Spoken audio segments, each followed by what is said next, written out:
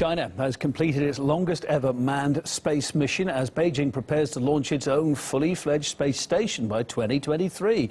The country's astronauts spent 30 days in orbit in total, and looking to the future, China's off-world ambitions could create a bit of a headache for the US, as Emily Sue reports next. Remember in The Martian when NASA's rocket sent to save Matt Damon's character exploded and China stepped in and saved the day?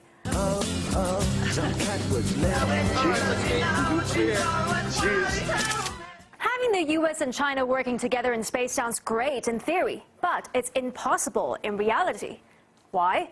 Because in 2011, the US Congress passed a bill banning NASA from working with China, fearing a high risk of espionage. Our adversaries, specifically the Russians, but also the Chinese, are attempting to, or have achieved, an ability to cripple our operations in space. Yes, sir, they are. The American Congress watchdog that scrutinizes China's effect on U.S. trade and security declared that China's space program may bring serious implications for American interests. Global access to the technology and know-how is forging ahead, and the U.S. is no longer the sole dominating force in the 21st century space race.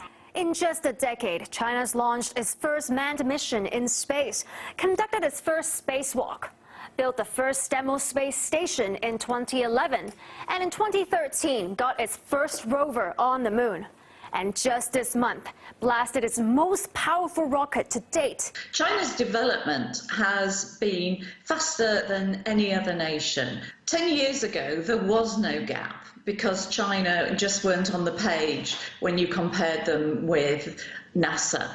Now, the gap is really, really narrow. What this means is that China now has the capability to send the parts it needs to build its own space station by the 2020s. The ISS is scheduled to be retired in 8 years. If the ban from Congress stays, that's going to leave American astronauts homeless in space.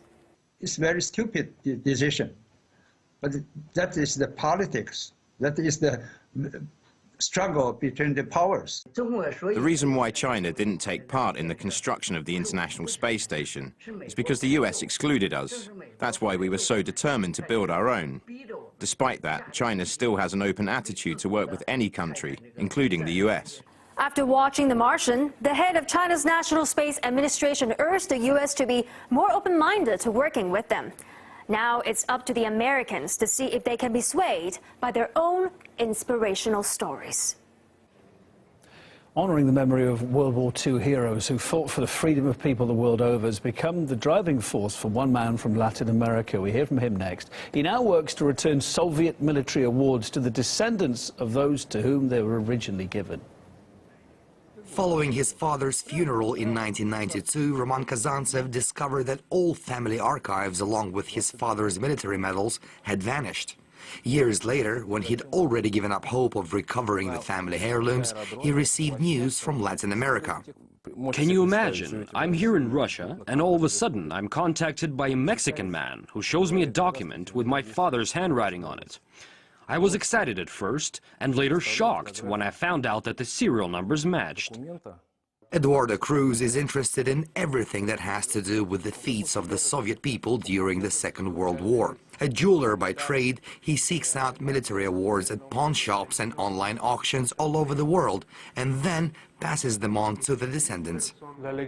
Happiness is being able to conserve this legacy for future generations. As they say, there's greater reward in giving than in receiving.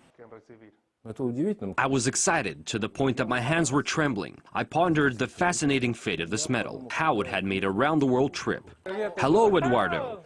I'm very happy to see you. I'm glad that you've already taken possession of your father's star.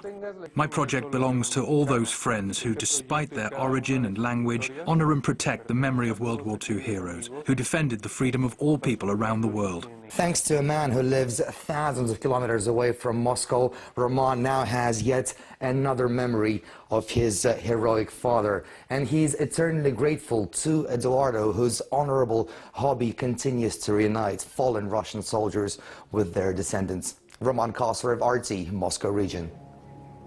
Nice guy, nice story. Thanks for being with us this weekend. Next programme, Going Underground, coming up, looking at whether Donald Trump can succeed where Barack Obama failed in the Middle East.